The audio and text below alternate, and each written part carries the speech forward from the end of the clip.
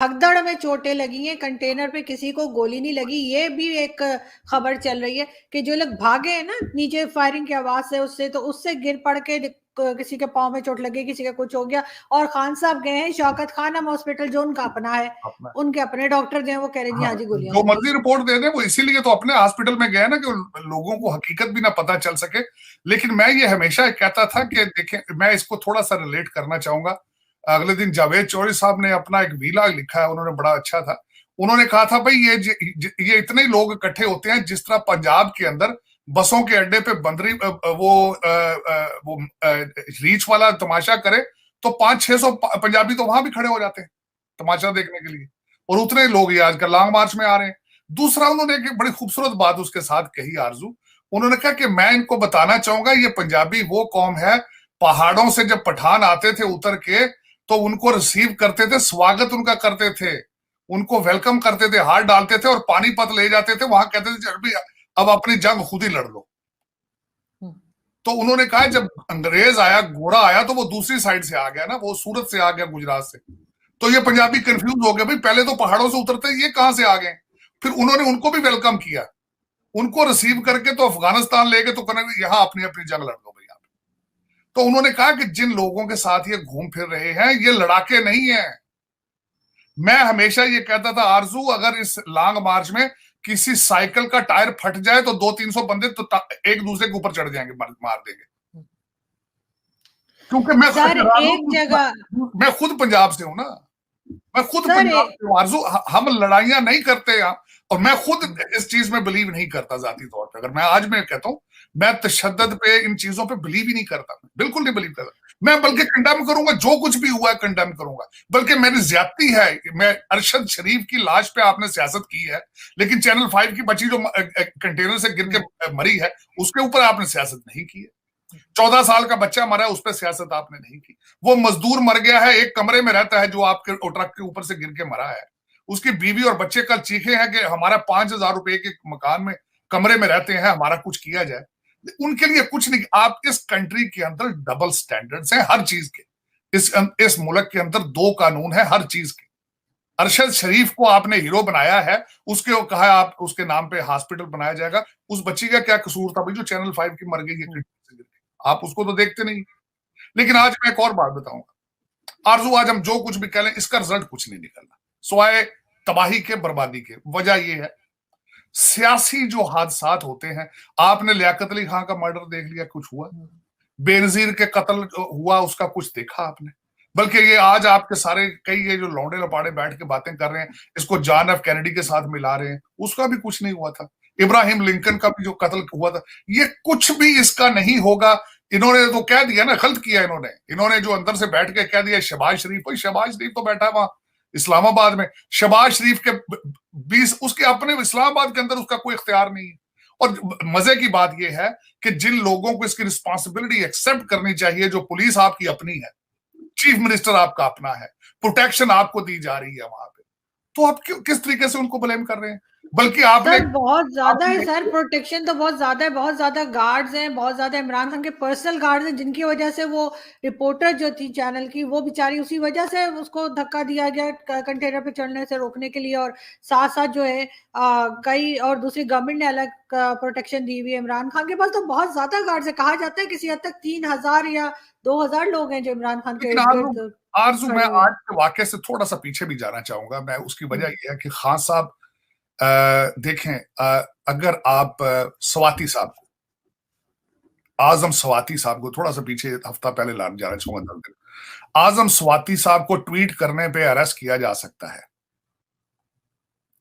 तो फिर जब ये कहते हैं कि मैं मुजीबुर रहमान हूं, तो इनके बारे में आपका क्या ख्याल है? जब ये कहते हैं कि इन्होंने एक आर्मी चीफ का नाम लेके कहा है कि वो करप्शन को प्रमोट करता था, वो करप्शन उसके मैंडेट में, करप्शन उसके अकाउंटेबिलिटी उसके मैंडेट में, उसको क्यों लाइसेंस दे रखा है आपने? यही बात अगर टीएलपी वाले जुलूस लेकर इसी वजीराबाद पहुंचे थे, तो इन्होंने डू और डाई करके उनको आगे से उनको घेर लिया था। इनके इनके कंटेनर के ऊपर भी तो उमर बिन मारूफ लिखा है। ये भी तो सुबह शाम चैलेंज करते हैं कि ये सियासत नहीं है, जिहाद है। तो इसका जवाब कौन देगा? और आज मैं देख रहा हूं आज कि वो कहां गई वो जो फौज कहते हैं दुनिया की 5वीं 6ठी या 4थी पता नहीं सबसे बड़ी फौज है, वो एजेंसी जो है मुसाद के बाद सबसे बड़ी एजेंसी, वो आज किधर है भाई? वो किधर है आज? और देखिए ये मुल्क में आज 1 मिनट के लिए आरजू आंखें बंद करके सोचें, हिस्टोरियन क्या लिखेंगे पाकिस्तान के बारे में कि एक ऐसा मुल्क जो है जिसको खुद ही लोगों ने आग लगा दी, अपने घर को ही आग लगा दी, जिनको किसी फॉरेन कंट्री को अटैक करने की जरूरत ही नहीं पड़ी। आपने बिल्कुल, वैसे जाती तौर पे सोचा जाए तो खान साहब की जो मिसाल मुजीबुर रहमान वाली है वो किसी हद तक है, ठीक है। मुजीबुर रहमान को भी आपने खुद, आज बल्कि मैं कल हिस्ट्री जब पढ़ता हूं तो 1947 के फौरन बाद आपने बंगालियों के बारे में नफरत का इजहार करना शुरू कर दिया था। इस पंजाबिस्तान के अंदर मुसलसल ये कहा जाता था कि ये बंगाली बोझ हैं, वहां पे हर साल सैलाब के बाद तबाही फैलती है और हमारे रिसोर्सेज वहां बर्न हो रहे हैं, हमें वहां उनसे जान छुड़ानी चाहिए। और 60s में तो खुल के कहना शुरू कर दिया था इन्होंने कि इनसे जान छुड़ाओ बंगालियों से। तो आप मुझे ये बताएं, आज आप अब फिर क्यों ये सारा कुछ अगर देखने के बावजूद, ये वाहिद एक कौम है जिसने कुछ नहीं सीखा, और ये एक वाहिद कौम नजर आ रही है जो खुद कहती है कि हमें तबाही चाहिए। वाहिद एक ऐसी कौम है जो कहती है हमें तबाह होने दो भाई, हमें तबाह होने दो। मैं बिल्कुल स्पीचलेस हूं। और आज जिस तरीके से अभी मैं आपके इस वीलाग में आने से पहले जो चीजें देख के आ रहा हूं कि किस तरीके से पीटीआई के जो लीडरान है गले फाड़ फाड़ के लोगों को कह रहे हैं कि इधर आग लगा दो, उधर निकलो, उधर हमला कर दो, घरों के ऊपर अटैक करो लोगों के जाके। यार ये क्या सोच रहे हैं, कहां जा रहे हैं? और अच्छा, मैं दूसरा एक सिनेरियो एक और भी पेश करना चाहूंगा आरजू। ये कर रहे हैं, दुनिया वैसे ही फिटीग्ड है। कल परसों में मैंने एक कॉन्फ्रेंस अटेंड की वॉशिंगटन डीसी में जिसमें डिस्कस किया जा रहा था कि दुनिया कोविड के बाद वैसे ही फिटीग्ड है। पूरी दुनिया के लोग इस वक्त डिप्रेस हैं।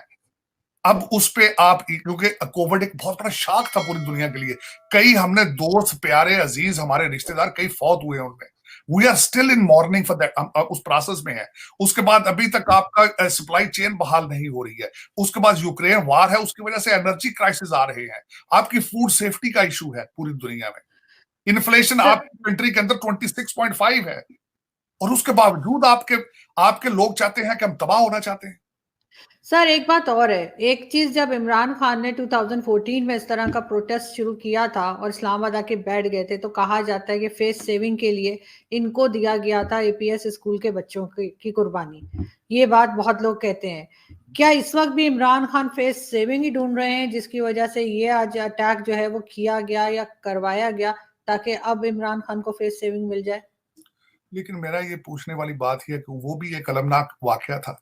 मेरा आज ये क्वेश्चन मार्क है कि कभी ये जिसने भी किया, करवाया, या जिस तरह भी हुआ है, क्या वो किसी और मुल्क से है तो पाकिस्तानी। ये जो लोग कहते हैं आज गिराओ, जलाओ, उड़ा दो, तबाह कर देंगे, रिजाइन दे दो, हम बंदूकें लेकर इकट्ठे हो रहे हैं। आपको पता केपीके के वजीर ने अगले दिन कहा है हम बंदूकें लेके आ रहे हैं, लेकिन वो सारे लाइसेंस शुदा है, लाइसेंस याफ्ता है। तो उसका इरादा क्या है? कौन है लोग? इनका ये चाहते क्या है? इस सारे सिनेरियो में आरजू जो भी कर रहा है, विक्टिम कौन है? वो पाकिस्तान है। आम आदमी है सर, आम आदमी। इनको मैं ये बताना चाहूंगा, आपके जो पीटीआई के जो लौड़े लफाड़े हैं, ये तो अभी बच्चे हैं। इनको ये नहीं पता कि इनके लीडर की तरह का एक लीडर बहुत ज्यादा पॉपुलर था, भुट्टो साहब। उस पार्टी ने एक दूसरे को सलाम अर्ज करना छोड़ दिया था, अस्सलाम वालेकुम नहीं कहते थे वो। जब इतने आशिक थे वो, भुट्टो जिंदाबाद कहते थे, जिए भुट्टो कहते थे। जब एक दूसरे को कहते थे वो एक दूसरे को सलाम नहीं भेजते थे, वो कहते थे जिए भुट्टो। वो इतना इश्क था उनके साथ। तो ये कोई पहली बात नहीं है, लेकिन इसमें एक बात ये करने वाली है कि ये देखना क्या चाहते हैं, पाकिस्तान में क्या देखना चाहते हैं। अच्छा, दूसरी मैं चलें ठीक है, मैं कहता हूं अगर ये पॉपुलर है इनको दे दो। इनका देखें उस्मान बुजदार साहब, मुराद सईद साहब, इनके देखें इनके जो वो कहते हैं नौरतन, देखें इनके हीरे, इनके जो देखें।